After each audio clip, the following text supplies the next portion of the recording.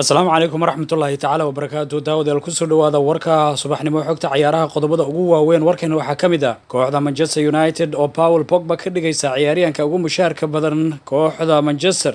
Francesco Totti oo iska casilay xilkii madaxa fulinta kooxda Rome. Barcelona oo wada hadal la bilowday Neymar. Manchester United oo Wan-Bissaka loo ogolaaday inay la wareegto. John Terry oo macallin u noqonaya kooxda Derby County. Qodobadaasi ayaa warkeena ku daawad doontaan balse haddaad ku cusub tahay channelkeena subscribe inoo saar. Qodobka ugu horeeya ee warkan ayaa wuxuu noqonayaa kooxda Manchester United ayaa Paul Pogba ka dhigaysa ciyaaryahanka ugu mushaharka badan ee kooxda Manchester United ayaa waxay diyaar u tahay in markaa Paul Pogba ay la mid dhigto Alexis Sanchez oo markaa ah ciyaaryahanka ugu mushaharka badan ee kooxda.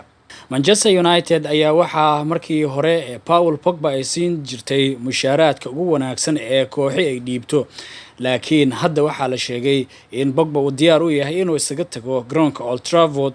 Waxaa loo ogolaaday laakiin in xilligan la siiyo lacag gaaraysa 500,000 oo pound isbuucii gudihiisa inuu mushaar ahaan jeebka ugu shubto Paul, maadaama Paul uu sheegay inuu Real Madrid ama Barcelona midkood uu aadayo. Manchester waxay ku adeegaysaa in garoonka Old Trafford uu sii joogo, weliba ay ugu sii darto kabtanimo in kooxda u sii noqdo.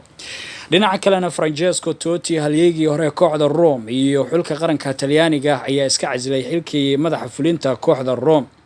halyeega AS Roma Francesco Totti ayaa si qalbi jab ah waxa uu sheekeeyay xaaladii xumeyd ee markaa uu kala kulmay madaxweynaha kooxda Rome, isagoo markii horena uu ahaa ciyaaryahan ilaa 30 sano la soo shaqeeyay kooxda kubadda cagta AS Rome.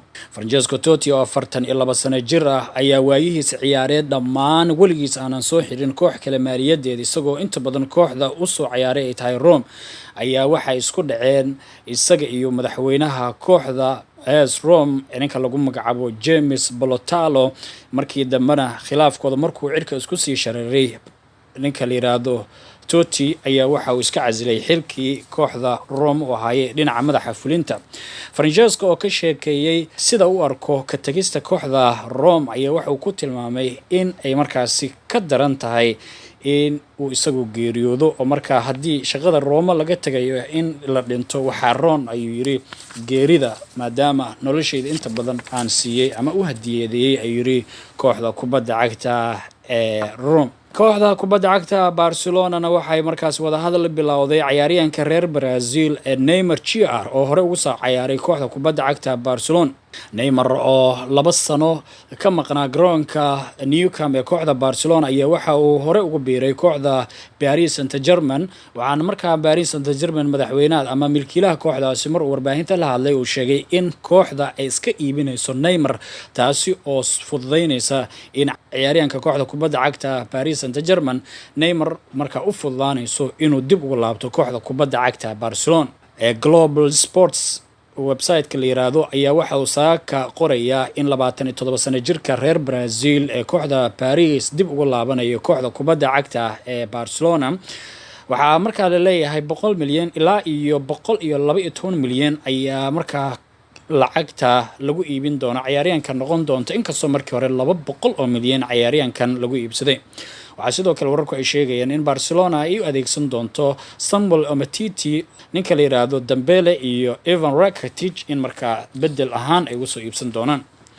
Manchester United ayaa Wan-Bissaka oo ciyaaryahanka kooxda kubadda cagta ee Crystal Palace markaas heshiiska la gaartay 50 milyan ilaa iyo 63 milyan ayaa wararku sheegayaan 21 sano jirkan in markaa ay ka soo qaataan kooxda kubadda cagta ee Crystal Palace.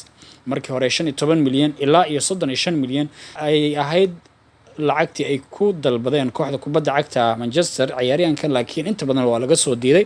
balse hadda lacagtan la sheegay oo kooxda Manchester ay soo gudbisay macquul waxaa ka dhigaya in kooxdu Crystal Palace ay golaato.